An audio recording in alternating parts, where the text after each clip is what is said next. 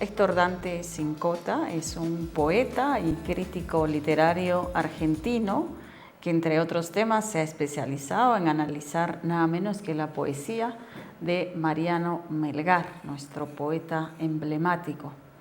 Precisamente sobre este tema va a dar una conferencia mañana en el Museo Municipal y está siendo organizada por el Instituto Nacional de Cultura, la sede regional de Arequipa. Dante está con nosotros esta noche y vamos a preguntarle, en principio, la curiosidad, cómo así conoció a Mariano Melgar y se interesó por su poesía. Buenas noches, Dante. Buenas noches. Bueno, mi padre fue un lector, un ávido lector de la literatura latinoamericana y sobre todo de la literatura peruana. En mi casa tenemos una hermosísima colección de literatura del Perú y desde muy pequeño, recuerdo que era el año 52 o 53, había recibido una colaboración del Instituto de Cultura justamente de Arequipa, que la tengo, y él me habló sobre Mariano Melgar. Me mostró su foto, yo era muy niño, y me dijo, mirá, este lo tenés que leer, me dijo, porque este es uno de los grandes, que no se te vaya. Y desde ese día, con esa frase, pensé... No se te fue. No se me fue. Me vino. Y yo sentí que Melgar estaba en el patio de mi casa. El año pasado no pude venir, estuve muy mal, mañana voy a pedir públicamente las condolencias, porque estaba todo organizado para esta conferencia, justamente por el Día Nacional del Idioma, ¿no? Porque mañana es el fallecimiento de Cervantes y por eso se hace esto.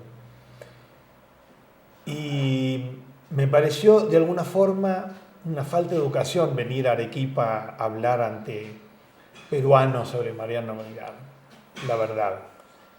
Me pareció que quizá no podía agregar mucho. Pero por otro lado, tenía una deuda muy grande de casi toda mi vida, primero por su obra y segundo porque, como bien dije hace un instante, estuvo en el patio de mi casa.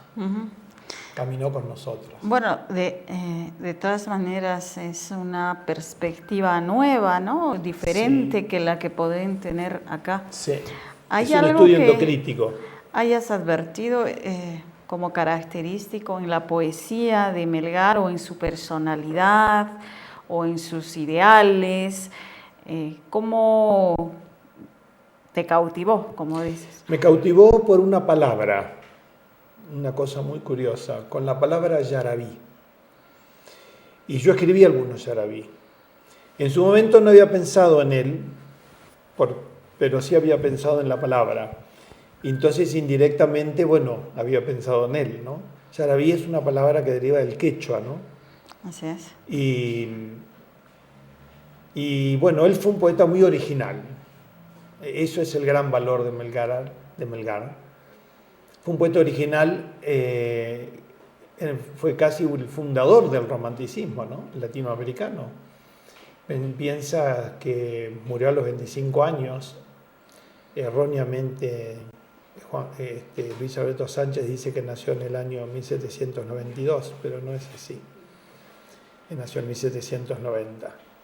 Y Mariano Melgar yo siempre lo quise porque ha sido un poeta que murió joven y siempre me gustaron los poetas que murieron jóvenes, por ejemplo Manuel Acuña, ¿no? El mexicano que murió también tan joven a los 22 años.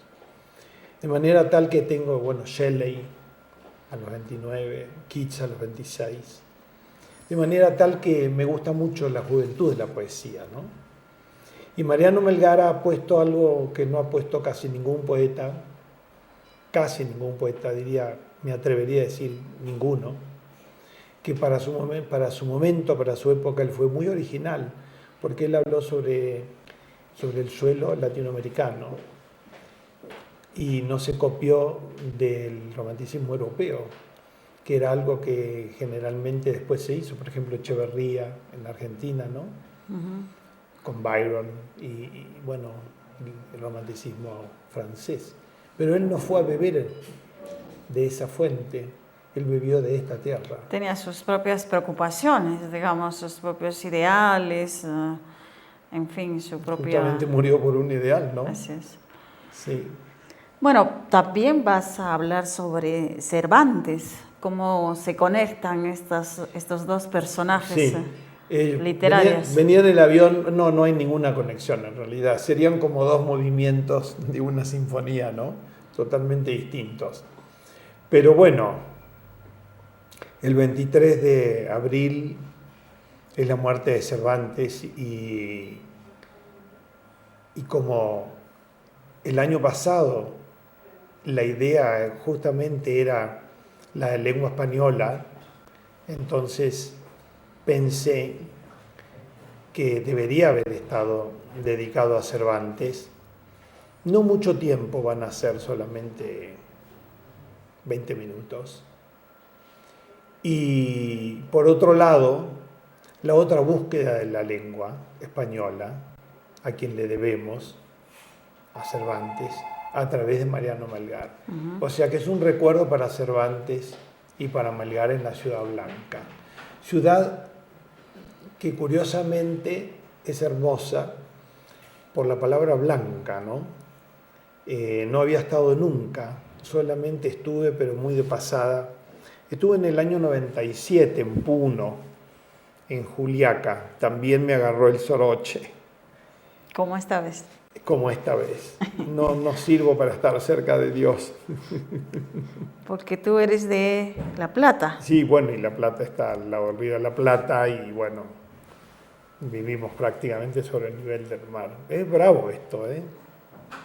Bueno, nosotros estamos acostumbrados. Sí, ya lo sé. Muy bien. En todo caso, es un homenaje pues, a la literatura, a la lengua española, en esa fecha emblemática que es el 23 de abril. Y ahora, en estos tiempos en que se lee menos cada vez y no hay, por lo menos en Arequipa, por ejemplo, una profusión de poetas como en tiempos pasados, digamos en el siglo XX. ¿Qué está pasando? ¿La poesía está desapareciendo por las imágenes, por la internet? No. ¿No lo crees? No, la poesía no desaparece nunca. Es como si desapareciera el amor. Cambia de formato, en todo caso. O Nada no más. necesariamente tampoco. Puede cambiar de formato, pero la poesía no desaparece, jamás.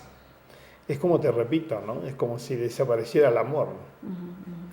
La poesía está siempre viviente, colita y solita y coleando, como decimos. Y coleando bastante. Además, no importa si se lee poco o si se lee mucho. Lo importante es que la poesía está. Y lo importante no solamente es que está, sino que alguien que te recite un poema, el otro lo reciba y los amarree, ¿no? Lo estremezca. Y si te estremece, entonces es porque está bien hecha. Y además, la poesía no le pertenece nunca al autor, la poesía le pertenece a quien la lee. A los lectores. Ya te enterarás mañana, cuando analicemos a Silvia, cómo en 3, 6, 9, creo que son 15 versos, 16, si mal no recuerdo, y voy a analizar línea por línea, y entonces en ese análisis te vas a dar cuenta de la grandeza de Melgar, pero no por mí, obviamente, sino por Melgar, porque todo está dentro del poema y nada fuera de él. No es necesario leer un libro sobre la poesía de Melgar, o sobre algún poeta cualquiera, sobre Vallejo, por decir. porque todo está dentro del poema. Y cuando uno más escarba y más llega a la raíz, te das cuenta que más grande es el poeta, en este caso la poesía que dejó el poeta, ¿no?